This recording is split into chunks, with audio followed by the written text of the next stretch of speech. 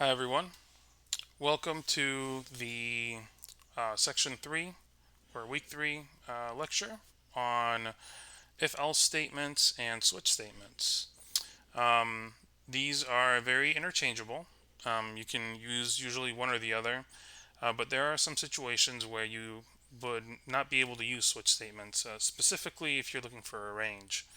Normally, um, you can use a if statement for everything that a switch statement can do. So that's going to be the most common form of these types of statements you're going to see is going to be ifs, if else's, not so much switch statements. But you do come across them and they are very important to know. So we're going to go over both of them in this lecture. So the first thing we're going to do is we're going to go over if else statements. So what is an if statement? What is an else statement? What is an else if statement? So let's go over what an if statement is first. An if statement simply checks what it checks whether an expression is true. And if that expression is true, it is going to execute a block of code that is within it. So as you can see on line 57, we have a grade. Okay? And this grade is right now it's 100. And we're going to say if the grade is greater than or equal to 90, we're going to go into these in between these braces. So that's what you make these braces for. So if this is true, go here. And what are you going to do in here? We're going to console log A because that's what that grade is, right? If you get 100% in the class, you get an A. So when we run this, let's see what happens. There you go. It's an A.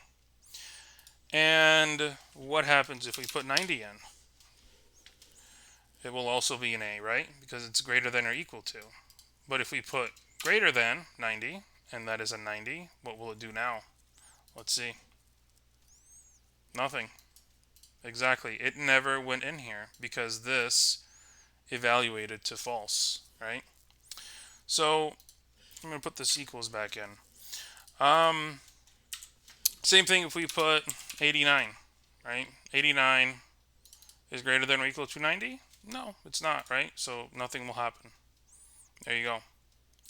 Okay, so that's kind of how that works. So that's the basic if statement. These are very powerful. You have to absolutely understand these. You have to get very comfortable with them because they are a vital part of programming and they control the flow of your program. Um, so now what is an if else statement? So an if else, let's cut this one off for right now. We're going to put it back in after this, okay? So an if, an else if, sorry, not if else. I'm getting my languages mixed up. So an else if statement simply checks whether another conditional is true. So the way that this is going to work, right? So we have this grade constant right here on line 57, and we can manipulate this. We can put whatever number we want in here. And the first thing that the program is going to do, this is how it evaluates this, okay? And this is going to get you to understand what an else if statement is. So we're going to say, okay, let's make this, I don't know, let's make it a 75, right? Let's say you didn't study very well. So we got a 75 as a grade. So the first thing the program is going to do, the first thing the computer is going to do, is going to look at this code and it's going to say, okay, grade. Okay, so grade right now is 75. Is 75 greater than or equal to 90? It's not. Okay. Well, let's move on to the next one. And that's exactly what this is. It is a block. It is saying else if. What's the next one? Else if not this, then what's the next one? So that's all you're doing is you're going in a progressive order to see what will evaluate to true if anything, right? So here if we say okay, so now the next one, it's going to go to the next one, it's going to say else if the grade is greater than or equal to 80 and here's our and operator and the grade is less than or equal to 89, is that true? So the first thing you have to look at is this part true. The grade is greater than or equal to 80 and the grade is 75. So is 75 greater than or equal to 80? It is not, right? So if you really want to, if you want to be smart about this, you don't have to keep looking because we know from the previous lecture that in order for an and operator or for an and to be true in the end. Both of these have to be true. This has to be true, and this has to be true. So it has to be, the grade has to be between 80 and 89. That's pretty much what you're seeing here. Okay, and it's not, it's 75. So we're going to go to the next one. Okay, now 75. Okay, is the grade greater than 70? Greater than or equal to 70? It is. Aha. So this now is true. But because we have an and here, we do have to make sure that this evaluates to true as well. If we had an or, it wouldn't be a big deal, right? Because with an or, if you remember, we only need one thing to be true. But in this case, this is true, right? The grade is less than or equal to 79. It is 75. So it will go in here and execute the C, right? It's going to console log C. But now what happens with this? What happens with this next else if statement? Nothing, actually. This is called a else if or if else block. Okay, that is when you have multiple conditions that can be executed for one variable. I guess in this case it's the grade, right? So what's going to happen is as soon as one of these becomes true, it will well, that's weird. I clicked something. Okay, it will end up. It will stop. Right. It will no. It'll keep going. It'll keep analyzing each one of these if-else blocks until one of them is true. And once one of them is true, it's done. That's it. Right. So let's see. We're gonna go ahead and run this. And there you go. It's a C. Right. The grade is a C. And that's because it stopped right here. It saw grade was 75. We're gonna get to this is gonna evaluate the true, and so is this. So. And then same thing if you want to put 65, right? Or even 60, right? It's going to come down to here. It's going to check all of these conditions until it reaches one that's true, which is this one, right? In this case, it's going to console log a D. So we run it. There's your D, right? Now, what happens if you put 50 here? What if the computer goes through each one of these and it says this is false, this is false, false, false, false? What then? Nothing. That's right. Nothing will happen, actually. It will not enter any of these. It will just keep going. It'll just execute whatever's after it. It'll completely ignore this block. But in our program, since we're trying to output the letter grade, we're going to need that, right? And that's where this part comes in. So this is just an else statement. So you have three different statements here. You have an if, an else if, and an else. The else has to come at the end. Okay, the else signifies the ending of a block. You don't have to have the else like you saw, but that's what an else does. And what happens is if all the other cases above this else statement fail, okay, if they all fail, then this is going to be the statement that that executes, right? So you can put anything in here. So let's put 50, right? We have the grade being as 50.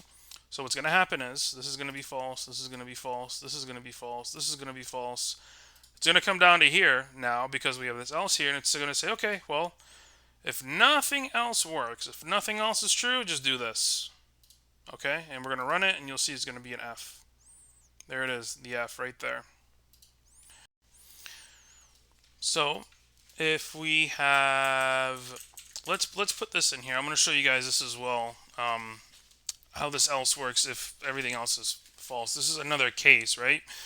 If you have well, I guess this is kind of like an artificial bug I'm creating essentially. But let's do, yep, so we're going to say and, so if the grade is less than or equal to 100, right? This is something you guys have to watch out for. So if you run this, and let's say you have a student who has 100 and 105, let's say they got extra credit, right? This is going to end up logging an F, right? So this is something just to be careful on when you write your code. You have to be very specific, right? And that's why when you saw, I omitted this part. There's no top, right? No matter what, anything that's going to be a 90 or higher is going to be an A. And then anything that's less than a 60 I guess in this case 15 less than or equal to 59, which is what this ends up being, is going to be an F. So just something to be aware of, and how you write your if statements. Yeah. So the other thing you can do, you can also, you don't need these else's here actually. So if so here's the thing with else if blocks, right? They have to be in the middle. They have to be after an if statement. You cannot just start out with else if. It won't work. That's going to be a syntax error. Okay, you have to have an if. Always has to go first, and then if you want to go off more of these, then you can do the else if. And then the else always has to be last. And like I said, you actually don't need these. All right, you can, if you want, you can delete all of these, and you can just have the if else. Right? You can have this as well. So unless your grade is an A, you're gonna pretty much have an F, right? That would be a very that would be a very crappy class to be in. So something like this, right? It's either an A or an F, right? So here it's an A, but if we do an 80, it's gonna be an F, right? So what this is saying is if the grade is greater than or equal to 90, execute that block of code. Otherwise, if it's not true, do what's in the else statement. So this, no matter what, is going to do something, right? And again, you don't even need an else here, technically. You can, I showed you this earlier, you can just do it this way as well and just won't do anything. So, see, nothing comes out. Okay, let's put this back. All right, so let's move on to the switch statements. And if you have any questions about this, feel free to put them in the comments, and I will try to address them as soon as I can. And this is what a switch statement looks like. So we have a variable called, or a constant variable called favorite fruit, and we are pretty much prompting the user to give us what their favorite fruit is. And this variable, favorite fruit, gets thrown into the switch statement. So this is what a switch statement looks like. Yeah, there's a lot going on right now in it, but this is just all to show you and demonstrate how it works. So the way you write a switch statement is, obviously you would write switch right here, and then you have these parentheses, and whatever goes into these parentheses, that is what is being analyzed. That is what you are matching, okay? And then after you do that, you have these curly braces that you open up right here. You see this is the beginning curly brace right here on line 84, and the ending curly brace is on line 104. And the way that this works now is it goes through every single case and it checks whether what you passed in to these parentheses matches any of these cases. Okay, you can put numbers in here if you want. You can put anything you want in here. It doesn't have to be a string. It's just in our case, it happened to be a string. And you can also, so here's how this reads. Okay, so this is a switch, and it's saying, okay, the favorite fruit. Is it the case that favorite fruit matches orange with a lowercase o? Is it, or is it the case that favorite fruit matches orange with a capital O? So if any of these match, okay, they will execute whatever is after this colon. All right, so it'll execute the console log, and then it'll break. We haven't gone over what break is yet. Don't worry about it. Break, we're going to go over that in more detail when we go over loops, okay, specifically while loops. This is a conditional that pretty much breaks out of a loop, or in this case, it will break out of the switch statement. It'll exit the switch statement, okay? And you have to have this after every single case statement, okay? After every single case, you have to have this. You don't have to have it after the default, but we'll get to that. Okay, so what this is doing is this is saying when you see two cases that are on top of each other, and with one case that does not have anything underneath it except this case, that means that these two cases have the same execution. They're going to have the same code to execute. So if you type in, So if we run this and we type in orange with a lowercase or uppercase O, it's going to do the same thing, which is console log oranges are juicy and then break out of the switch statement. And that's all that is. Okay, you don't typically see this, but I wanted to show you so you are aware of it. And then this is the same thing with banana. We just have one with a lowercase and one with an uppercase. And then you can see you can put multiple things in here if you want. And then this is another case here with a grape. If your favorite fruit is a grape with a capital G, then it'll print this out and then break. And then this is a kiwi. So if your favorite fruit is kiwi, it'll print these things out. And I've actually put curly braces around here. I actually didn't realize you could do this until I started making this lesson. I was wondering, I'm like, oh, I wonder if you can put curly braces around here, but I guess you can. I've never done it. You don't have to do it if you don't want to. This is purely a stylistic choice.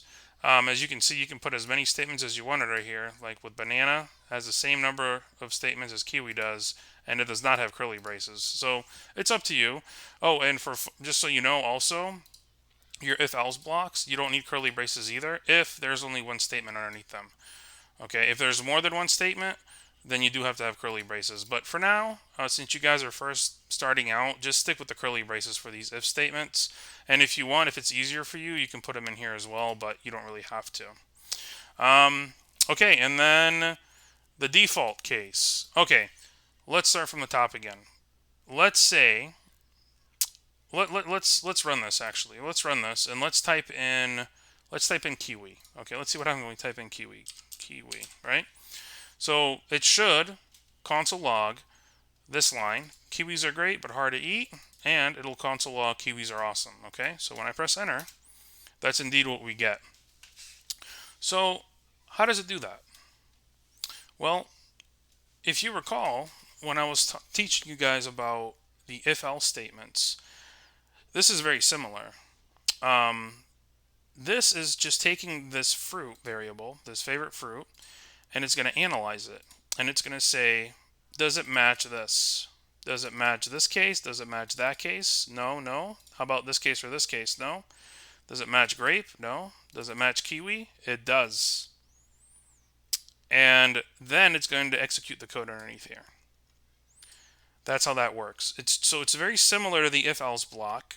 You can use both of them to do very similar things. So in this case, right, if you remember with the if-else statement in this block, it's going to check and it's going to keep checking until it either runs out, gets to an else, or one of these is true. And then once one of them is true, it's going to go in, execute it, and it's just going to exit kind of on its own, right? It just does what it needs to, and then it's done. This is very similar to that. It does the same thing, right? You're checking. Oh, this is true. This is what we're going to execute, and then break out. Which leads me to the default case. Well, it's kind of self-explanatory if you think about it. It's called a default case, right? It's called default. So it's going to default to this no matter what. Not no matter what, but if all of the other ones above, if all the other cases, right? So if favorite fruit does not match any other case above this default, then it will execute the default case, okay? So you can pretty much think of this as the switches else statement, right? So if you remember the else statement, if we added this was an optional thing, right? We didn't have to add it in a if else block. But in a switch statement, you have to have a default case. You have to. If you don't, it's not going to work. So with an if else statement, you can have this optional else, but here you have to have it, and it'll execute if everything else above it is false, right? So here you can see we're taking whatever the variable was. Favorite fruit is so nice, right? So if I run this again, and I put, I don't know, a car. It doesn't matter. It can be anything, right? If I put car, we say car is so nice because it doesn't match any of the other ones. It doesn't match orange with a lowercase or uppercase. It doesn't match banana. It doesn't match grape. It doesn't match kiwi, right? So here's another example for you. So you see how I have grape here with a capital G? Let's put it with a lowercase g. If we put it with a lowercase g, it will not match it, and it will go into the default case. See? Grape is so nice. So you see, because it's not capital, but if we make it capital, it'll go into grapes are delicious, right? So capital GARAPE. There it is. Grapes are delicious, right? And that's how that works. You don't you don't see this a lot. You don't see cases stacked on top of each other very often. But just for awareness, and same thing with the curly braces. You don't normally see them with curly braces. I've never used curly braces until today, so that was news to me. But it is cool. It is cool. It is a style thing. Definitely, you have to have a default case. Definitely have to have a default case. So both of these are both of these are very useful, and yeah, you have to kind of determine when to use which one. They both have their uses, and they both have times when you want to use them. Again, most of the time, everything that you can do with a switch statement, you can do with an if else block, and a lot of times people just tend to use these. And I would recommend you stick to these as well. But again, do not dismiss switch statements. They are very important to know, and you have to understand them. And I will link some stuff in the description box if you want to get another perspective on this, because I know it might be a little bit much looking at this switch statement, but also it helps to hear the same thing from different people, right? Sometimes, me personally, I don't always understand something the first time I hear it from someone, and sometimes I need somebody else to explain the same thing to me but slightly differently, and then I understand it better. So sometimes that helps. So I'm going to put some stuff in the description box, some helpful links, and you guys can read up more on this if you have any more questions. And then of course you can also put them in the comments, and I will try to answer them as quickly as I can. All right. Thank you guys.